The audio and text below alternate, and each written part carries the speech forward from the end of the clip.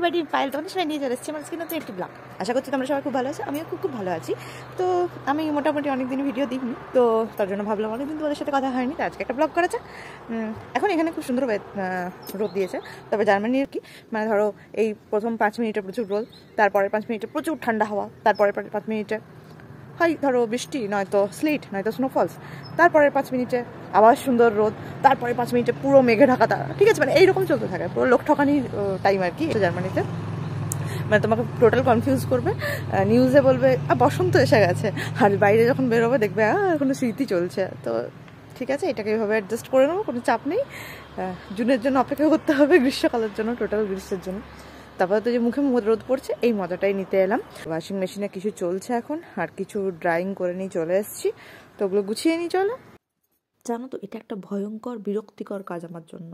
কখনো কখনো এরকম হয় পড়েই থাকে 4 দিন 5 দিন, তারপরে আমি গুছাই, ভালোই লাগে না আমার। তো আজকের জন্য তোমাদের সাথে ব্লগ করতে করতে গুছিয়ে নিলাম, আমার কাজটাও হয়ে গেল। বুঝতে পারছো কী টাইপের, মানে আমার মশারি খাঁচানো আর এইটা সব থেকে বিরক্ত লাগে। চলো আমি বাকিগুলো গুছিয়ে নিই।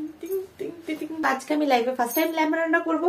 তো আমি ল্যাম্ব রান্না করার জন্য কি করছি সেটা তোমাদের সাথে শেয়ার করে নিই। ম্যারিনেশন পুরো প্রসেসটা তোমাদেরকে দেখাচ্ছি। আর ল্যাম্বটাকে যখন কিনবে, মানে ল্যাম্বের প্রচন্ড বাজে গন্ধ, যত রান্না করবে তত গন্ধ বেরোবে। তো ল্যাম্বের গন্ধটা দূর করার জন্য কি করবে, একটা টিপস দিচ্ছি। গরম জলের সাথে নুন মিশিয়ে ভালো করে ল্যাম্বটাকে ওয়াশ করবে, তাহলে করে ল্যাম্ব থেকে কোনো গন্ধ বেরোবে না। সেম জিনিস তোমরা খাসির ক্ষেত্রেও করতে পারো, মানে ওই যে একটা বটকা গন্ধ থাকে সেটা হবে না। আমি ল্যাম্ব করছি তার একটা কারণ, আমাদের এখানে মাটন পাওয়া যায় না, আর মাটন কিনতে গেলে ফ্রাঙ্কফুর্ট যেতে হয়, তাও সবসময় ফ্রেশ মাটন পায় না, ফ্রোজেন মাটন পাওয়া যায়। একবার এনেছিলাম, প্রথমবার যখন ফ্রাঙ্কফুর্ট থেকে মাটন কিনেছিলাম, ফ্রোজেন মাটন এনেছিলাম, আমি প্রেসার কুকারে সিটি বাজিয়ে যাচ্ছি, মাটন আর সিদ্ধ হচ্ছে না, আর এত বাজে গন্ধ কি বলবো। মানে আমার দাদুর দাদু বোধহয় ওই খাসিকে নিয়ে চড়াতে বেরোতো, এত পুরনো ওটা, মানে এত বুড়ো খাসি ছিল। তো যাই হোক, আমি আজকে ল্যাম্ব রান্না করছি, তো আমি তোমাদের সাথে আমার রেসিপিটা শেয়ার করছি। আমি কিন্তু ফার্স্ট টাইম ল্যাম্ব রান্না করছি, তো তোমরা দেখতে থাকো আমি কিভাবে করছি। তো প্রথমে ম্যারিনেশনের জন্য আমার কি লাগবে সেটা আমি দেখাচ্ছি। ম্যারিনেশনের জন্য প্রথমে আমি তেল নিয়ে নেব, পেঁয়াজগুলোকে ভাজবো, একটা মাংস রান্নার জন্য, একটা ম্যারিনেশনের জন্য।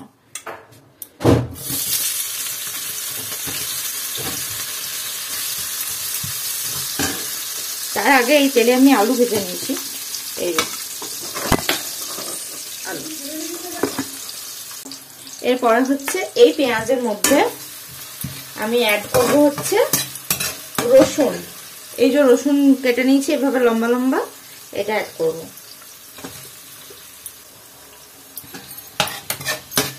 পেঁয়াজটা, রসুনটা, আদাটা ভীষণ ফাইনলি চপ না করলেও চলবে, কারণ এটা একটা অন্য উদ্দেশ্য আছে। প্রথমে বললাম যে এটা ম্যারিনেশন হবে, তো এটা ফাইনলি চপ করার দরকার নেই, এবড়ো থেবড়ো কাটতে পারো। আমি এর মধ্যে অ্যাড করে নেবো আদা কুচি। দেখো আমি কেমন ভাবে কেটেছি, এগুলোকে লম্বা লম্বা করে কেটেছি। আর লঙ্কা কুচি, তোমরা যেমন ঝাল খাও সেরকম লঙ্কা নেবে। এবার ভালো করে এটাকে নাড়বো। রান্নায় আমি আলাদা করে আর রসুন বাটা বা আদা বাটা দেব না। এই জিনিস ম্যারিনেশনেও লাগবে, এই জিনিস গ্রেভিতেও লাগবে। এই সেম থিওরি তোমরা মাটনের জন্যও করতে পারো, এটা শুধু ল্যাম্বের না, এটা মাটনেরও। দেখো এই অবস্থাতে আমি জিনিসটা তুলে নেব মিক্সার গ্রাইন্ডারে, এবং সেটাকে পেস্ট বের করবো। এটা জাস্ট এই জিনিসটা আমি পেস্ট করব, ঠিক আছে? তো এটা আমি তুলে নিই।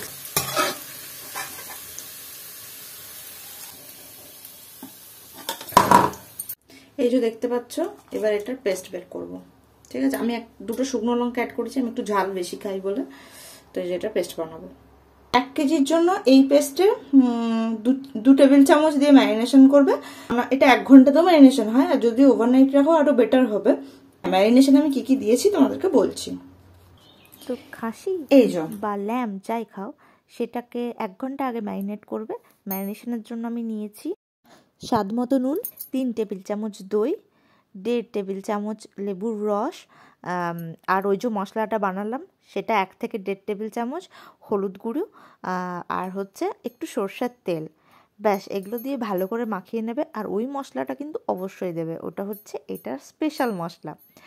আর আমি যেটা বানিয়েছি সেটা 1 কেজির জন্য 1 ঘন্টা রাখবে, আর রান্না করার 40 মিনিট আগে ফ্রিজ থেকে বের। আমি রান্নাটা শুরু করবো, এই আমার ম্যারিনেশন, ঠিক আছে?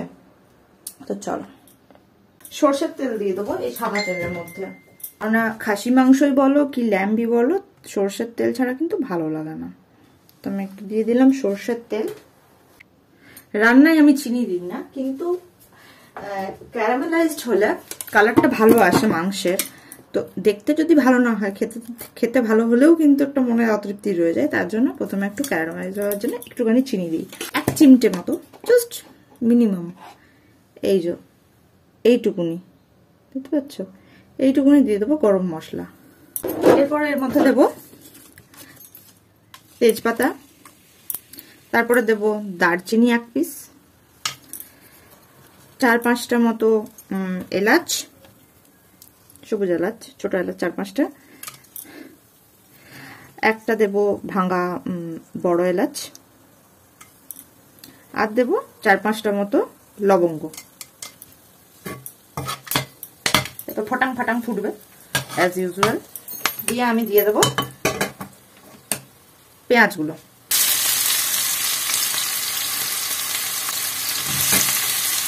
দেখতে পাচ্ছ, মানে প্রথম থেকেই কি সুন্দর কালার আছে চিনিটা একটু দিলে। ঠিক এই অবস্থায় এখানে আমি কটা গোটা রসুন দিয়ে দেবো, আর দেব নুন।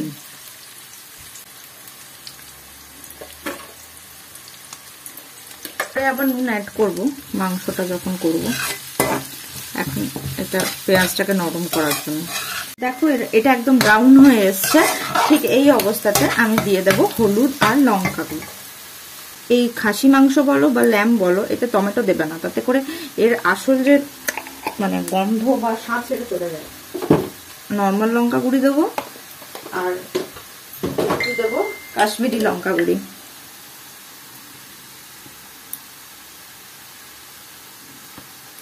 করে নাড়বো।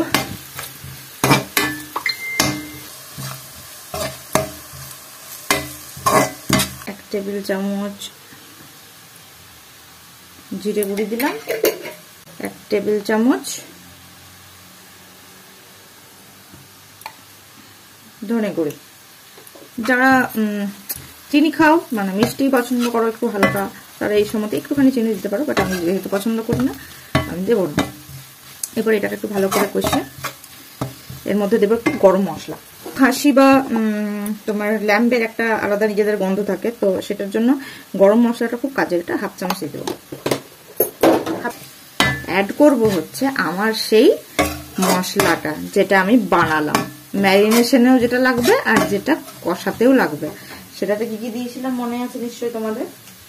সরষের তেলে পেঁয়াজের সাথে রসুন, আদা আর লঙ্কা কুচি দিয়ে যে জিনিসটা বানিয়েছিলাম, যেটা মিক্সার গ্রাইন্ডারে পেস্ট করেছিলাম, এখন আমি সেটাই অ্যাড করলাম। এটা হচ্ছে গেম চেঞ্জার। আমি ফার্স্ট টাইম ল্যাম্ব রান্না করছি, আমি কখনো করিনি ল্যাম্ব রান্না আগে। তো ভাবলাম যখন বানাচ্ছি তখন রেসিপি কেন বানাবো না। দেখো কালারটা আসছে, দেখছো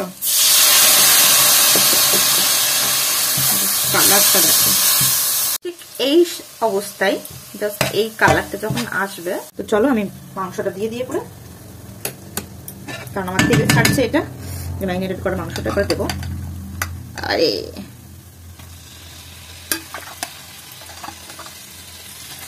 ম্যারিনেটেড মাংসটা থেকে এত ভালো গন্ধ আসছে, তাহলে রান্না হয়ে গেলে আরো কত অপূর্ব গন্ধ আসবে।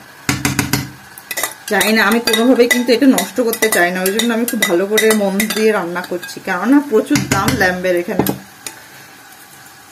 1 কেজি ল্যাম্বের দাম 20 ইউরো, 22 ইউরো, 20-22 ইউরো, মানে ধরো ওই 1800 টাকার মতো, 1800-1900। এরপর আমি কিছুক্ষণ ঢাকা দিয়ে করছি, ঢাকা খুলবো, দেখবো আবার করবো।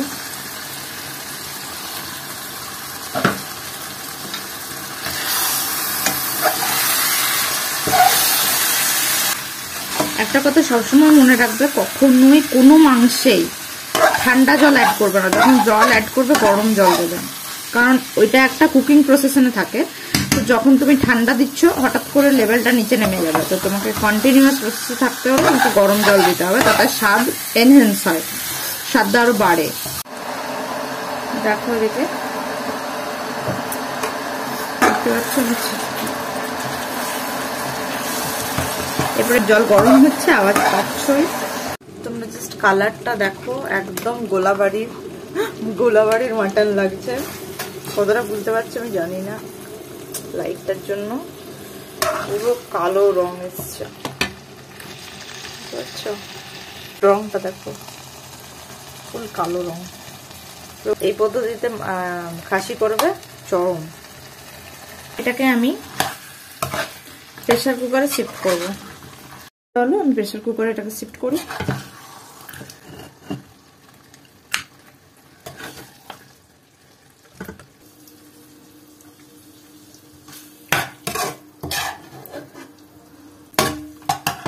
যেটা করবো, এই যে আলুগুলো ছিল এটা এখানে একটু মাখি।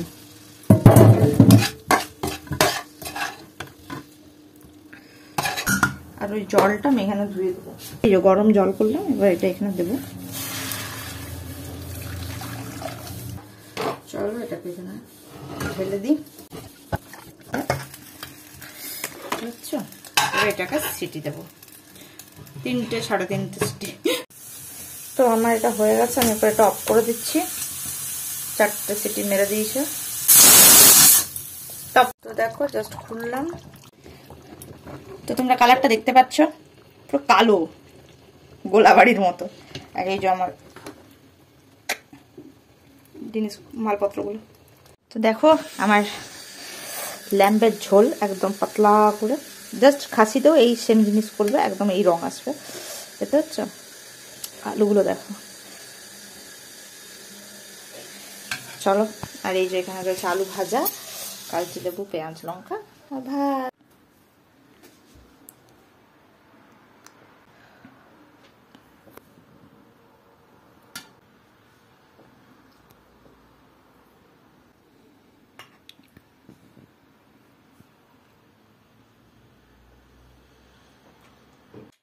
রবিবার ধোঁয়া ওঠা ভাত, সাথে লাল লাল ঝোল, খাসি বা ল্যাম যাই বলো, একটুখানি আলুর টুকরো ভেঙে নিয়ে মুখে দিলাম, একটু কাঁচা লঙ্কা চেপাবো না, উফ স্বর্গ।